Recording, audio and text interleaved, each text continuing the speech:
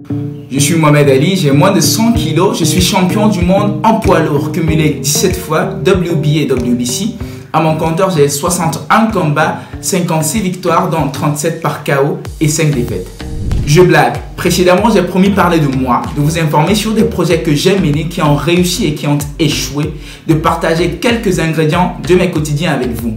Bref, cette vidéo devrait t'intéresser si tu es jeune ou vieux, si tu as du mal à mettre en pratique tes idées business, si tu manques de courage et d'accompagnement dans tes initiatives, alors cette vidéo est un trésor pour toi. N'hésite pas, like, partage, abonne-toi et active la cloche de notification.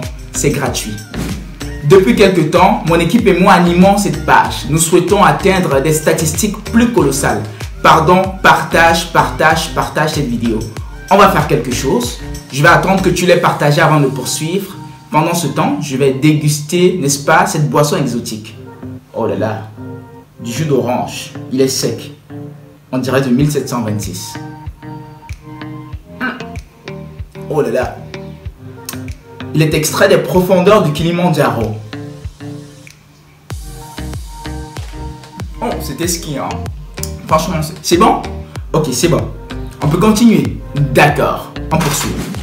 Bonjour, je suis Mohamed Ali, jeune entrepreneur, né et grandi en Afrique. Alors, je commence par vous donner mon âge, vous donner la marque de ma première couche, vous raconter ma première journée à la maternelle, ou c'est pas important? Ok, d'accord, j'ai compris, restons sérieux. Je suis Camerounais, né à Douala, fils d'un maître bijoutier et d'une couturière. Je suis le dernier dans une fratrie de 3 enfants. J'ai été essentiellement éduqué par mon papa, car divorcé avec ma maman depuis que j'ai 1 an. J'ai reçu une éducation de militaire, une éducation très disciplinée. Je profite de l'occasion pour rendre un hommage sincère à mon papa, qu'Allah lui accorde son pardon, sa miséricorde et qu'il lui ouvre les portes du paradis, du plus haut degré du paradis. C'est quelqu'un qui a consacré toute sa vie à notre cause, qui s'est privé de tout. Ce fut un papa vraiment formidable. Mon premier coach fut mon papa. Son éducation, il a été à la fois rude, dur, doux, affectueux et très attentionné. Il avait influencé positivement toutes nos actions. Je me rappelle qu'à mon premier contact avec un ordinateur, j'avais moins de 5 ans et c'était un Pentium 1. Voilà, nous étions tous privés de sortie. Notre seul allié, c'était la machine. C'est la raison pour laquelle j'ai une passion très forte pour le numérique. Dans toute enfance, beaucoup de choses se sont passées. Mais les épisodes business et management qui ont modélisé la personne en face de vous sont les suivantes. En 2011, nous migrons vers Yaoundé pour des raisons familiales. En 2013, je m'accroche à un oncle. C'était un politicien reconverti à l'humanitaire. C'était un fin stratège. Il était président exécutif de l'ANOUR, une association à caractère humanitaire. Dans sa carrière politique, il avait été dans le passé président provincial du centre du parti politique SDF. À l'époque, on parlait de province et aujourd'hui, on parle de région. Il démissionne dans les années 2000 pour rejoindre l'UMS, l'Union des mouvements socialistes, où il est resté comme vice-président jusqu'à la fin. À 15 ans, il m'a embarqué dans une aventure politique, humanitaire, sociale plus forte que mon âge. De 2013 à 2017, année de son décès, nous avons appuyé plus de 800 orphelins et enfants vulnérables chaque année avec des appuis éducationnels constitués de livres, de cahiers, de sacs et d'autres fournitures, des appuis nutritionnels constitués d'un paquet de 10 kg de riz, 10 kg de haricots, 5 litres d'huile etc. Également, des appuis sanitaires. Nous distribuions à ce temps-là des moustiquaires imprégnés, des seaux, etc. Il y a eu plusieurs autres appuis, tels que les appuis psychosociaux, les appuis juridiques. C'était des actions immenses. Et quelquefois, nous avions des partenaires comme le Fonds mondial de lutte contre la tuberculose, le paludisme, le ministère de la Santé publique, le ministère des Affaires sociales, la Fondation Chantal Biya, l'ambassade de Tunisie, CARE International, le CRS pour Catholic Relief Services et plein d'autres. Cette expérience m'a construit et m'a formé en relations sociales, en planification, en stratégie, en communication, je ne peux citer que cela. Il y a quelque chose que je ne vous ai pas dit et cela relève du secret. Dans les années 90, quelques hauts cadres du SDF ont bénéficié d'une formation aux États-Unis et à Washington, parmi lesquels mon oncle. Il m'a confié avoir subi 2 ans et quelques mois de formation intense. C'était tellement intense qu'ils avaient moins de 5 heures de sommeil par jour. Il m'a révélé avoir été formé en stratégie politique, en communication politique, en interprétation comportementale, en endurance à la torture, etc. Il y a des choses que je ne suis pas censé dire ici. Alors, je vous laisse mesurer l'expérience de façon quantitative et qualitative que j'ai pu acquérir en étant auprès de lui. Mon rôle était de l'assister, d'apprendre. Mais ma principale tâche était l'informatique. J'étais une main d'œuvre facile, gratuite, mais aussi compétente. Nous planifions les tâches, gérions les données et générions les statistiques relatives à chacune de nos actions. Dans l'engrenage, mon rôle était de répondre à tous les besoins informatiques relatifs aux 1800 orphelins et enfants vulnérables présents dans notre base de données. L'UMS, c'est le parti politique, mais aussi l'équipe de football. Je me souviens avoir paradé en 2015 dans toute la ville de Yaoundé après que l'on ait gagné la Coupe du Cameroun de football. Mon oncle était proche des personnes comme Baba Madoudampoulou, qu'on appelle très affectueusement Baba Sokoba ou Baba Bamenda, en raison de son champ de thé situé en Dawara à Bamenda. Proche des personnes comme l'honorable Kono Pierre, qui est le président national du parti politique l'UMS.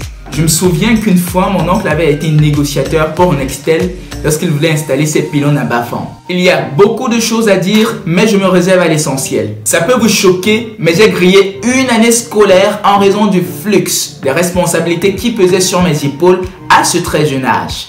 Vous comprendrez avec moi que ce fut une expérience folle et inouïe. Passons à la deuxième expérience que je souhaite partager avec vous.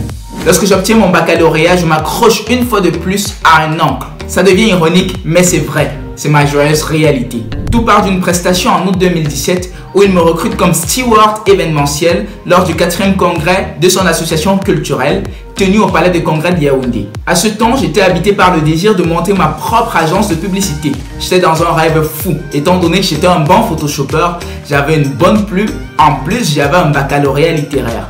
Pour moi, ça suffisait pour se lancer. Après le congrès, je propose à mon oncle, qui est le président de la dite association culturelle, à qui je dois énormément gratitude et reconnaissance à vie, de concevoir un magazine. De fil en aiguille, je me retrouve à ses côtés dans un moulin à génie. Aujourd'hui, il est élu politique et chef d'entreprise. Ayant plus de 20 ans d'expérience dans le management, un très bon stratège sorti d'école. C'est le genre de personne qui nous booste, nous encourage à aller de l'avant. Un parrain, un mentor exceptionnel. À ses côtés, j'ai participé et je continue de participer à l'élaboration des plans de guerre, c'est-à-dire du montage à l'exécution des projets, de l'élaboration à l'évaluation des stratégies et des performances, de la logique dans la prise de décision, etc. Dans ce genre d'environnement où l'action, la stratégie, la planification, la projection, la contre-évaluation, l'autocritique, la comptabilité analytique, etc. forment mon quotidien, on n'a pas le droit de ne pas essayer. On a le droit d'échouer et de réessayer pour enfin réussir. Le défi est encore plus grand lorsqu'on est dans cet environnement-là et qu'en même temps on doit apprendre de notre entourage et faire ses classes. Alors, dans mon parcours jusqu'à aujourd'hui, qu'est-ce qui a échoué en termes d'initiative business? Mon premier échec, c'est Digitalix. À 15 ans, j'ai voulu créer une entreprise qui offre des services de communication visuelle, c'est-à-dire l'infographie, le web design, etc.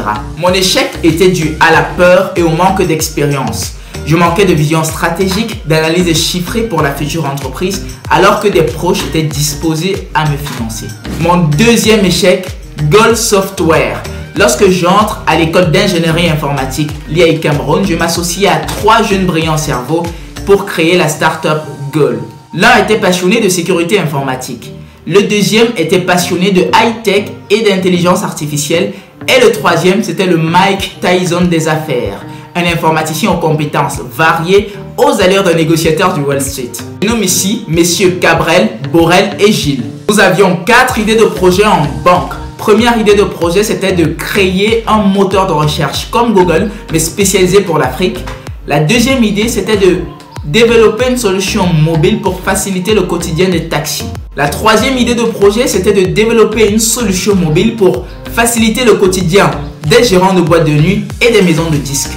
Comme quatrième idée de projet, nous avions pour ambition de développer une solution mobile pour faciliter l'achat d'articles en ligne jusqu'à leur livraison à partir de l'Afrique. Dans ce cas, il ne s'agit réellement pas d'échec, mais de ralentissement. Faute de temps, à cause de notre agenda académique, nous avons décidé que, après notre formation, nous irons en ligne de miel innovante afin de réaliser de bout en bout chacun de ces projets.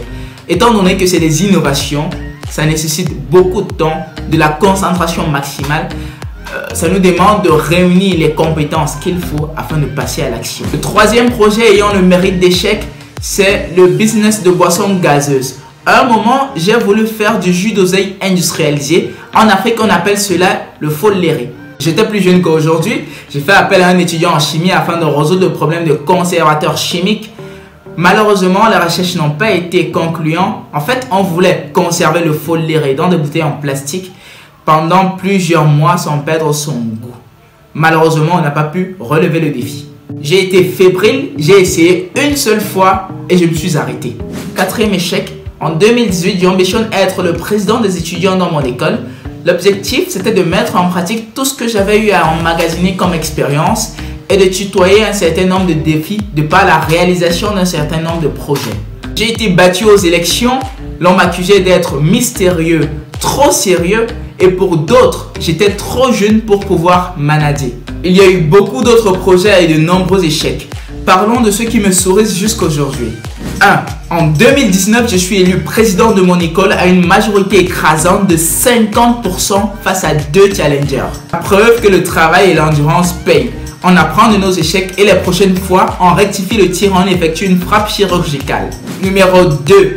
En fin d'année 2019, j'ai lancé Target, une start-up qui est axée dans l'ingénierie logicielle et matérielle. Notre ambition première, c'est une solution d'exploration, d'analyse de données et d'autosuggestion pour le domaine politique. Le but est d'analyser les données des électeurs, c'est-à-dire les comptes YouTube, Facebook, Instagram, WhatsApp, Twitter, etc., c'est-à-dire sur tous les réseaux sociaux, afin de produire des statistiques qui vont aider à la planification et à la suggestion de façon automatique des plans politiques selon les centres d'intérêt de la majorité. La solution est toujours en cours de développement et je m'y consacrerai davantage après l'obtention de mon diplôme. Numéro 3, le plus concret de tous, tenez-vous bien, c'est Oli, une marque développée par Oli Group, fondée par mon équipe et moi. Alors nous produisons des solutions chimiques, domestiques et cosmétiques tels que des gels de douche, des gels hydroalcooliques comme celui-ci, des savons liquides et des détergents.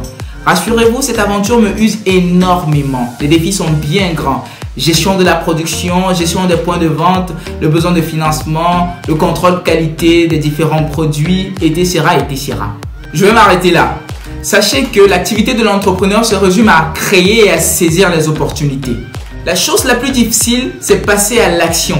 Quitter de la théorie pour la pratique, fuir la peur de l'échec, échouer et recommencer. Bien sûr que vous avez de nombreuses questions, vous avez des préoccupations, vous avez même des avis. Laissez-les en commentaire, je vous répondrai.